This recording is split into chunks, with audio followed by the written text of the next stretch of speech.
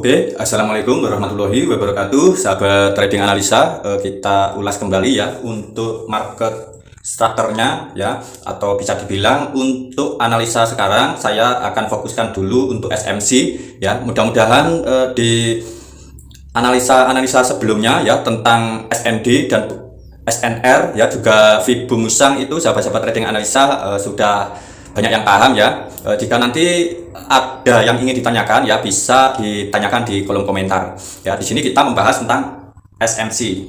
Oke, di sini kemarin ada pertanyaan dari sahabat kita ya.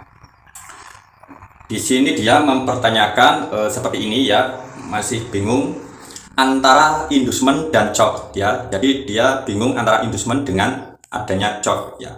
Maka dari situ di sini saya ingin mengulas tentang inducement ataupun chok ya. Di sini kemarin sudah saya jelaskan ya, sebenarnya antara inducement dan area-area yang wajib untuk jadi chok itu yang kemarin itu di sebelah sini ya. Karena chok itu wajib dia berupa sebuah swing yang eksternal ya. Di sini swing eksternal saya tandai seperti ini ya, yang warna merah ini, bulat yang warna merah ini. Di sini akan saya berikan gambaran ya. Ini tadi sama ya, sama market yang ini. Saya beri ilustrasinya dengan garis seperti ini ya, dengan garis-garis seperti ini. Oke, di sini jika kita lihat ya, market melakukan kenaikan ya, membuat struktur kecil atau internal, kemudian dia mampu break swingnya di sebelah kirinya swing tertinggi ini ya. Jadi ini disebut sebagai inducement ya. Ini disebut sebagai inducementnya ya. Setelah itu dia melakukan kenaikan ya, lalu dia melakukan penurunan. Nah, di penurunan ini sebenarnya kalau saya bilang itu ya, ini kemarin saya jelaskan itu adalah boss pullback dari time frame besar ya. Bisa dikatakan dengan liquidity, boss liquidity ya. Jadi sebenarnya istilah-istilah itu sama saja ya. Oke, jadi di sini jika inducement ya, itu wajib berada di sebelah swing yang tertinggi ini ya. Pertama itu wajib berada di sebelah kirinya atau yang terdekat ya, yang terdekat, bukan yang terjauh tapi yang terdekat ini. Nah, ini disebut sebagai inducement karena ini adalah sebuah bujukan. Jika retail trader yang tidak memahami, dia akan entry di area-area sini untuk melakukan open posisi B ya. Nah, di sini justru dia melakukan atau pengambilan SL para retail di sini ya. Nah, ini yang disebut dengan inducement atau sebuah bujukan ya.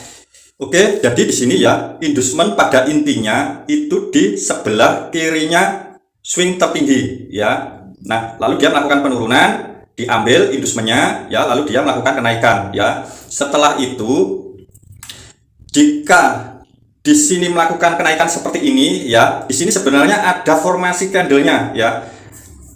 Di bawahnya struktur internal ini masih ada lagi, yaitu struktur candle ya. Sebenarnya seperti itu ya.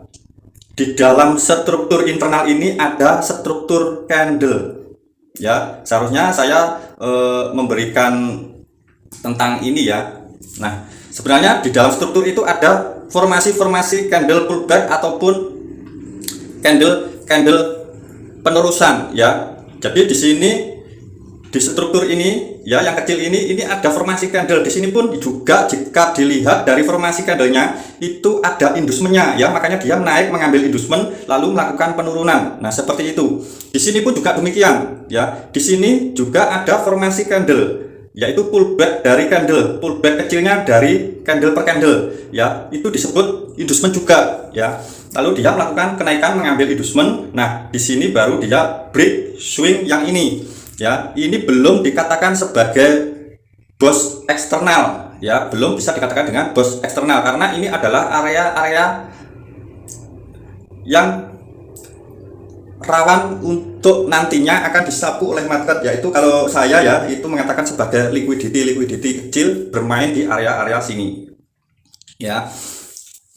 Jadi inducement itu di sebelah kirinya swing tertinggi dan fungsinya untuk memvalidkan swing ya, untuk memvalidkan swing-swing seperti ini. mulai dari internal sampai di eksternalnya ya, mulai dari internal sampai di eksternalnya. Jadi seperti itu. Dia fungsinya untuk memvalidkan strukturnya atau memvalidkan sebuah swingnya ya. Jadi seperti itu. Oke, beda dengan yang namanya chop ya. Chop wajib berada di area ini, misal ya, ini adalah struktur yang valid ya. Dia wajib break seperti ini ya. Umpama ini valid, eksternal ya, ini eksternalnya, dia wajib break eksternalnya. Kalau top itu wajib yang di break eksternalnya, jadi bukan sebuah inducementnya ya. Misal ini eksternalnya seperti ini ya, nah eksternalnya seperti ini, jadi yang wajib di break untuk membuat chop itu ini ya, swing yang di eksternalnya ini ya. Jadi swing-swingnya itu ini eksternalnya, dia nanti wajib break ini, baru di sini dinamakan sebagai sebuah chop ya. Ini awal mula market nanti akan melakukan pembalikan harga ya. Jadi seperti itu. Tapi kita juga wajib melihat di time frame besarnya nanti ya. Ini time frame H1, kita wajib melihat time frame H4 ya. Di sini nanti akan ada formasi candlenya ya. Apakah chop ini sebagai inducement dari time frame H4 ya. Jadi kita bisa melihat di time frame H4-nya nanti. Bisa saja nanti market saat dia sudah break seperti ini ya, lalu dia melakukan penurunan ya, tapi dia nanti akan melakukan kenaikan lagi ya, setelah mengambil area demand di area sini yang berpotensi untuk memantulkan harga ya. Jadi nanti pada akhirnya struktur eksternal di time frame H1 ini nanti pada akhirnya dia akan menjadi struktur minor di time frame H4 ya. Jadi seperti itu, dia akan menjadi struktur kecil atau struktur internal di time frame H4 ya. Jadi seperti itu. Oke, di sini saya ingin membahas tentang inducement dan chop ya. Jadi perbedaannya seperti itu. Inducement itu hanya memvalidkan sebuah swing-swing ini ya, dia hanya memvalidkan sebuah swing-swing ini. Sedangkan chop dia memvalidkan struktur ini untuk reversal ya. Misal ini tren besar ini ya, ini nanti dia mampu break seperti ini setelah melakukan kenaikan, di sini membuat sebuah burst ya, tapi dia justru break. Nah, inilah yang dinamakan chop. Chop ini tetap berada di sebelah kiri swing tertinggi, tapi ini adalah eksternalnya ya, struktur besarnya di time frame H1 ya, di struktur besarnya di time frame H1 ya. Jadi ini bisa dikatakan sebagai chop ya. Jadi di sini bisa dikatakan sebagai chop. Oke, mudah-mudahan sampai di sini untuk pemahaman chop sudah bisa dipahami ya, untuk ulasan sedikit tentang chop ya. Jadi seperti itu. Mungkin dari trading analisa hanya seperti itu ya untuk menjelaskan chop dan inducement ya. Jika masih kurang paham tentang inducement ya, sahabat-sahabat trading analisa nanti bisa bertanya ya, bertanya lagi, bisa di grup ataupun di kolom komentar channel ini ya. Jadi ini adalah inducement ya. Di sini juga terbilang ini adalah inducement. Ini pun juga waktu break ini juga sebuah inducement ya. Ini sebuah inducement juga ya. Dia yang memvalidkan struktur ini ya. Di sini dia sudah divalidkan oleh inducement ini ya. Di sini sebenarnya ini jika kita lihat di sini ya, di sini pasti ada struktur candlenya yang membuat inducement di area sini juga ya. Di sini pun juga demikian di area sini ya. Sekarang coba kita pergi ke chartnya langsung ya, supaya sahabat-sahabat trading analisa bisa paham ya. Nah, seperti ini maksud saya ya, struktur candle ini sudah menjadi inducement ya. Jika ini kita lihat struktur terlihat secara singkat ya, ini strukturnya seperti ini sangat terlihat ya. Jadi jika struktur candle itu seperti ini, dia sudah membentuk sebuah inducement seperti ini ya. Dia melakukan kenaikan ini ya, setelah itu dia melakukan penurunan di candle bearish ini ya, di candle bearish ini, lalu dia melakukan kenaikan lagi. Nah, ini sebagai inducementnya ya. Oke, maka di sini setelah dia melakukan kenaikan di sini, ya, dia melakukan penurunan dan break inducement ini, maka ini valid swing, ya, ini valid swingnya. Nah, di penurunan ini jika kita lihat di sini juga ada pembentukan candlenya, ya. Coba lihat di sini, ya, ini. Nah, dia berhasil pullback seperti ini, lalu melakukan penurunan seperti ini. Nah, ini sebagai inducementnya. Ya, di sini mampu di break sedikit, ini sudah valid, meskipun kecil breaknya ini sudah valid menjadi swing, ya. Nah, jadi fungsi dari inducement itu seperti itu, ya. Oke, berikutnya di sini, ya, di sini melakukan jika kita lihat, ya, di sini dia naik, ya, lalu turun. Nah, sebenarnya ini inducement kecilnya, inducement candlenya itu berada di sini, ya, inducement candlenya itu berada di area sini, ya. Ini akan terlihat nanti di time frame kecilnya, ya. Di time frame kecilnya itu nanti bisa di area sini inducementnya, ya. Di time frame kecilnya itu bisa di area sini inducementnya, ya.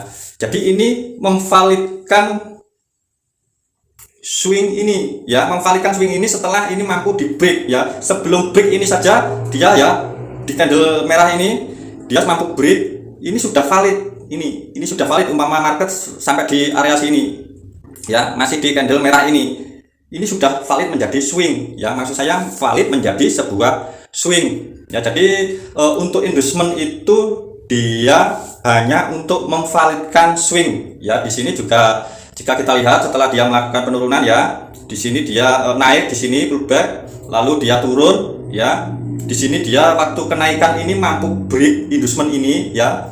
Nah, ini sudah valid menjadi swing, ya, swing low atau valid menjadi swing. Demikian di penurunan ini. Di penurunan ini dia juga valid setelah break inducement ini. Ya, di sini ada formasi naik turun, ya.